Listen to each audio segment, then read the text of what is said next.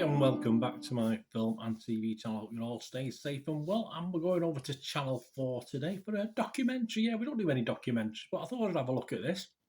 Of great interest to me as a football fan, and I think of interest to people even if you're not a football fan, because it's about a robbery, yes, and we're going back to 1966 with this one. Not a long review today because there's very little from the critics, so it's basically just my thoughts on this one. So hope that's okay for you. We're going back to 1966, as I said, all World Cup Willie. Yes, I do. I was 7 at the time. I do remember certain aspects of the 1966 World Cup. But yes, this little documentary, just a one-off, 45, 47 minutes, something like that.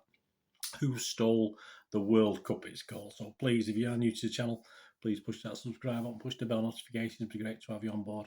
And of course, all your comments are very, very welcome on this or anything to do with film and TV. And if you get a little chance, please just give that little button a press with the for the little like button. It's if you're on Twitter or YouTube, I know you know what it's like. If you get likes, well, I think most people like it. You know, that's nice to get them likes. So if you could do that for me, make an old film and TV watcher very happy even. Yeah, this is available until around about mid-December. So as I'm recording this, I think it's another 28, 29 days or so. So if you do want to watch it, get and watch it before you can. If you're outside of the UK, check your territories where you can perhaps stream this 1966 Who Stole the World Cup. And of course, ahead of the 2022 FIFA World Cup in Qatar, Channel 4 recounts the bizarre occurrences preceding the England's team's ultimate victory in the 66 tournament. Produced by sports factual specialist Noah Media Group, the 60-minute documentary that includes adverts centres on the theft of the World Cup's Jules Rimet trophy, since replaced by the FIFA World Cup trophy. Yes, of course, Brazil won it for 3 times and got to keep it. I wonder if they got the real one though, but a little bit more of that in a little while in London, mere weeks ahead of the tournament. While the UK government, the police, and England's Football Association proved unable to locate the trophy, it was eventually recovered ahead of the start of play by an enterprising dog named Pickles. Yeah, he was just looking in the undergrowth in his front garden and found it all wrapped up. He became a national hero. His father bought himself a new house.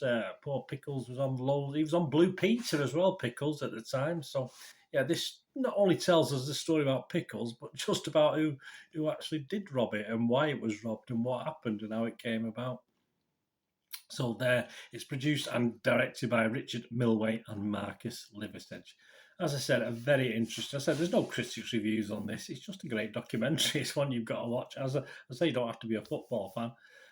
You obviously loads of stuff that I was aware of, and loads of stuff I was unaware of. Certainly, a couple of gobsmacking moments, if you like, including finally, or first time I knew about it, anyway, finding out who actually stole this thing and why it was stolen and the circumstances that led to it. It certainly wasn't planned.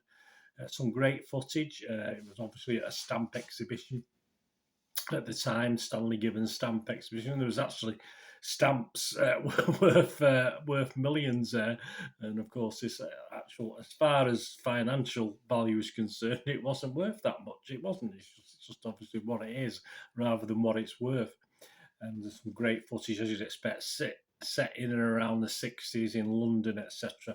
Both colour and black and white, as you get to see the time, you get to see the old Sweeney Todd in action, stuff like this. So it's just a great watch with lots of interested parties, people who are still alive to this day who can recount things and tell us things. It's not all word. It's not all he said, she said. It's people who are actually involved with the facts and information on what happened.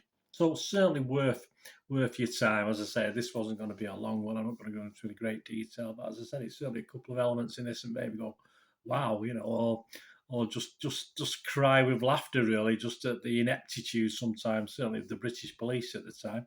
And something interesting about the World Cup, yes, and I did make a little comment about, was it the real World Cup? Well, watch this programme, you'll find out a little bit more, but very, very interesting. Another gobsmacking moment when we were told about the World Cup, the England players, and was paraded between 1966 and certainly until the lead up to 1970, that's for sure. Worth the 47 minutes watch time. in anyone's worth that of anyone's time. Please, as I said, watch it on ALL4 now. Of course, check your territory wherever you are. Let me know what you think. Anyway, guys, I certainly enjoyed it. Thanks for watching. Please, until we meet again. Well, that's one thing, don't I? Please stay safe, everybody. Bye for now.